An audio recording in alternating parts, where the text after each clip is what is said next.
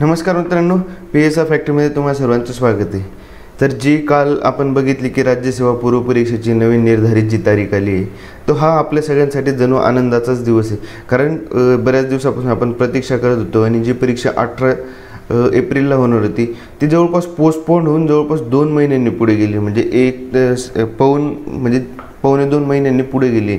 आणि ह्या आयोगाच्या ज्या गोष्टी होत्या किंवा हे लोकसभेच्या निवडणुकांमुळे परीक्षेच्या तारखा जाहीर होत नाही ना, म्हणून मुलांच्या मनात भीती होत असते। कारण दिवसेंदिवस वय वाढत असतं, बऱ्यापैकी लोकांचा अभ्यास पण असतं, अभ्यास असून पण परीक्षेचा तारखा व्यवस्थित नसल्यामुळे पोस्ट लवकर भेटत नसते। तर आता आपल्याला घाबरायचं काही तारीख नाही, घाबरायचं काही कारण नाही आता। कारण सगळ्यात महत्त्वाचं आहे की आपल्याला तारीख तर वाढलीच आहे, पण तारखेसोबत जागांमध्ये सुद्धा वाढ करून देण्यात आली मित्रांनो। जवळपास 431 जागांची ही ॲड आहे म्हणजे तसं। आणि त्याच्याविषयी आपण बघूया आता थोडीशी माहिती की हे नवीन जे सुधारित पत्रक दिले आयोगाने ना, तर त्यामध्ये काय केलं माहिती आहे का की जवळपास पहिले जी 28 एप्रिलला होणार होती त्याच्यात आहे ना 274 रिक्त जागा होत्या। किती? 18 एप्रिलला होणारे पेपरला आहे ना जवळपास 274 जागा होत्या। तर आता नवीन निर्धारित तारीखनुसार आहे ना की पेपर केव्हा होणार आहे? शनिवार दिनांक 6 जुलै 2024ला होणार आहे। म्हणजे 6 जुलै 2024ला आता आपल्या राज्यसेवेचा पेपर होणार आहे आणि जवळपास ही 524 सुधारित पदांची मोठी ॲडव्हर्टाईज आहे मित्रांनो।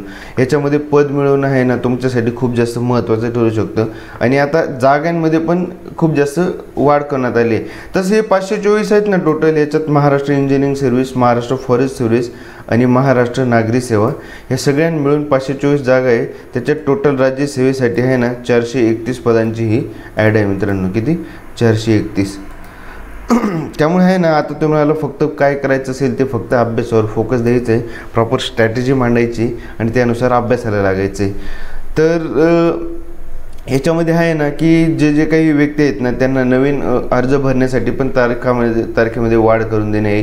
कारण जो आरक्षणाचे वगैरे जे मुद्दे होते ना त्यानुसार आपण म्हणजे काही आरक्षण वगैरे होते हे बघू शकता की आयोगाकडून प्रसिद्ध करण्यात आलेल्या नागरी सेवा परीक्षेकरता फक्त अराखीव खुला किंवा आर्थिकदृष्ट्या दुर्बल घटकातून अर्ज केलेल्या उमेदवारांना सामाजिक शैक्षणिक मागासवर्जाचा दावा करण्याकरिता विकल्प सादर करणे, तसेच अराखीव म्हणजे जसं आपले हे ओपन मराठा समाजासाठी जे आपलं मराठा बांधवांचे जे आंदोलन वगैरे चालू होते ना, तर त्यासाठी जे काही त्यांनी जे मूळ जाहिरातीकरता वय अधिक ठरल्याने आहे ना ते अर्ज सादर करू शकले नव्हते, बरोबर आहे। मग त्यामध्ये ते बऱ्यापैकी ओपन कॅटेगरी असल्यामुळे त्यांच्या वयाच्या गोष्टीमुळे पण त्यांना अडचण आलेली होती।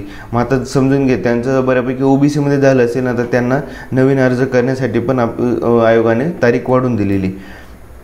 तर ती नवीन अर्ज करण्याची जी तारीख आहे ना की 9 मे पासून 24 मे पर्यंत असणार आहे। जे विद्यार्थी नवीन आहेत ना, म्हणजे ज्यांनी अर्ज केलेला नाही, ज्यांच्याकडे कॅटेगरीचे सर्टिफिकेट वगैरे आहेत, ते आता 24 मे पर्यंत अर्ज करू शकणार आहेत।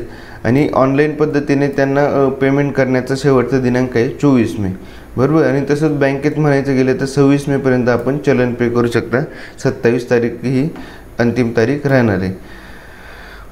तर ह्या गोष्टी बघितल्या तर ज्या 431 पदं आहेत ना ज्या महाराष्ट्र राज्यसेवामध्ये, तर त्यामध्ये आहे ना बऱ्यापैकी खूप जास्त पदं प्रत्येक सेवेसाठी ॲड करण्यात आली।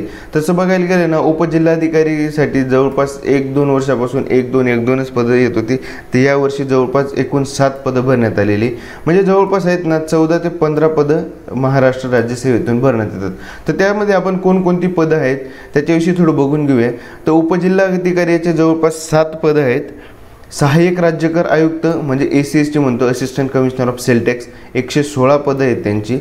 त्याच्यामध्ये गट विकास अधिकारी उच्च श्रेणी गट 52 पदे आहेत। सहाय्यक संचालक वित्त व लेखा एकूण 43 पदे आहेत त्याची। नंतर सहाय्यक आयुक्त व प्रकल्प अधिकारी म्हणजे एकात्मिक आदिवासी प्रकल्प श्रेणी गट ब, गट अ श्रेणी 2 याची 3 पदे आहेत। उद्योग उपसंचालकाची 7 पदे आहेत, तांत्रिक त्यांना लागणारे इंजिनिअरिंग वगैरे। त्याच्यानंतर सहाय्यक कामगार आयुक्ताची 2 पदे आहेत। सहाय्यक आयुक्त कौशल्य विकास व रोजगार उद्योगच्या गटचे 1 पद आहे। मंत्रालयीन विभागातील कक्ष अधिकारी म्हणजे जसं आपण कंबाईंड पूर्व परीक्षेपासून सहाय्यक कक्ष अधिकारी भरलं जातं आणि राज्यसेवेतून कक्ष अधिकारी पद भरलं जातं, ती जवळपास 19 पदे आहेत। गट विकास अधिकारी सहाय्यक त्यांची एकूण 25 पदे आहेत, ही गट ब मध्ये सर्व्हिस येते। सहाय्यक आयुक्त राज्य उत्पादन शुल्क त्यांची जवळपास एकच पद आहे त्याचं. उपअधीक्षक राज्य उत्पादन शुल्काचं 5 पदे आहेत. कौशल्य विकास रोजगार उद्योजकता मार्गदर्शन अधिकाऱ्याचे 7 पदे आहेत. सरकार कामगार अधिकाऱ्याची एकूण 4 पदे आहेत. सहाय्यक प्रकल्प अधिकारी, सांख्यिकी अधिकारी किंवा प्रशासकीय अधिकारी, संशोधन अधिकारी व गृहप्रमुख याची 4 पदे आहेत. उद्योग अधिकारी याची गट 7 पदे आहेत. सहाय्यक प्रकल्प अधिकारी शिक्षण यांची जवळपास 52 पदे आहेत. म्हणजे शिक्षण अधिकारी जे म्हटले जातं ना, त्याची जवळपास खूप बऱ्यापैकी चांगली पदे आहेत. आणि निरीक्षण जे अधिकारी आहेत ना पुरवठामधले गट ब, ही पण खूप जास्त पदे आहेत मित्रांनो, 76. म्हणजे या वर्षाचे जे पदे वगैरे बघितले ना, तर यामध्ये आपल्याला खूप जास्त वाढ करून देण्यात आली, ज्याच्यामधून तुम्हाला पोस्ट भेटण्याचा जास्तीत जास्त फायदा होऊ शकतो. तर त्यासाठी फक्त आपल्याला ना अभ्यासाची प्रॉपर स्ट्रॅटेजी फॉलो करायची आहे 50 ते 55 दिवसाची, ज्याच्यामध्ये आपला अभ्यास होऊ शकणार आहे. तर जो वन परीक्षेमध्ये पण आहे ना, जवळपास सहाय्यक वनरक्षकांची 32 पदे आहे. वनक्षेत्रपाल म्हणजे फॉरेस्ट ऑफिसर आहेत ना, त्याची जवळपास 16 पदे आहेत. आणि इकडे जे स्थापत्य अभियांत्रिकी सेवामध्ये आहेत ना, जलसंधारण अधिकाऱ्यांची 23 पदे आहेत. जलसंधारण अधिकारी स्थापत्य गट बची 22 पदे आहेत. तर असे टोटल जवळपास 524 पदांची ॲड आयोगाने आपल्यापुढे सादर केलेले आहे. तर आपल्याला फक्त आहे ना की आता हे जे 6 जुलै आहे ना, ही तारीख डोळ्यासमोर ठेवून रात्रंदिवस अभ्यास करायचा आहे. म्हणजे का, कारण सगळ्यात महत्त्वाचं आहे की ही शेवटची अशी परीक्षा आहे ऑब्जेक्टिव्ह फॉर्ममध्ये जी तुम्हाला देता येणार आहे. त्याच्यानंतर पुढच्या वर्षापासून आपली जी परीक्षा आहे ना, ती डिस्क्रिप्टिव्ह होते. म्हणून मी म्हटलं आहे ना की जुन्या पॅटर्ननुसार ही शेवटची संधी आहे आपल्याला देण्यासाठी. तर त्याचा अभ्यास आता आहे ना मित्रांनो, जोराने करा, जेणेकरून तुम्हाला यावर्षी पद भेटलंच पाहिजे.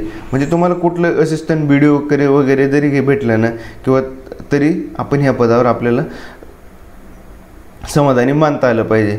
तर बऱ्याच मित्रांचा अजून एक प्रॉब्लेम येतो आहे की कंबाईंड पूर्वपरीक्षा कधी होणार आहे. तर जवळपास आता 6 जुलैला जर ॲड आलेली आहे ना, तर एक तर ती जुलैच्या शेवटच्या आठवड्यामध्ये किंवा ऑगस्टच्या पहिल्या आठवड्यामध्ये पण होऊ शकते कंबाईंड पूर्वपरीक्षा. म्हणून आपल्याला कंबाईंड पूर्वपरीक्षेवर पण फोकस करून जवळपास अभ्यासाला लागायचं आहे मित्रांनो. तर आपण कंबाईंड पूर्वपरीक्षेसाठी आहे ना एक मेंटरशिप प्रोग्राम चालू करतो आहे, ज्याच्यामध्ये तुम्हाला 65+ मार्क्स येण्याची स्ट्रॅटेजी असणार आहे. आणि 11,000 रुपयाची स्कॉलरशिप आहे. ही स्कॉलरशिप नेमकी काय आहे, तर हे तुम्हाला ॲपमध्ये जे आपलं मेंटरशिप लेक्चर येणार आहे ना, त्याच्यामध्ये तुम्हाला सगळ्या गोष्टी स्पष्ट करणार आहेत की 65+ मार्क्स येण्याची स्ट्रॅटेजी, आणि तुम्हाला ही स्कॉलरशिप कशी भेटणार आहे, किती मुलांचे ॲडमिशन आपण आपल्या फक्त बॅचमध्ये करणार आहोत, या सगळ्या गोष्टींचं तुम्हाला मी आज 4 वाजेपर्यंत एक आपली मेंटरशिपचे लेक्चर भेटणार आहे तुम्हाला. त्यासाठी तुम्ही आहे ना आपलं ॲप डाउनलोड करून घेऊ शकता मित्रांनो. आणि PSI फॅक्टरी म्हणून ॲप आहे, आणि तुम्ही हा आहे ना मेंटरशिप प्रोग्राम जॉईन करा, जेणेकरून तुम्हाला हे सगळ्याच गोष्टींचे उत्तर तिथे भेटणार आहेत. तर चला भेटूया आपण आज सायंकाळी. धन्यवाद मित्रांनो.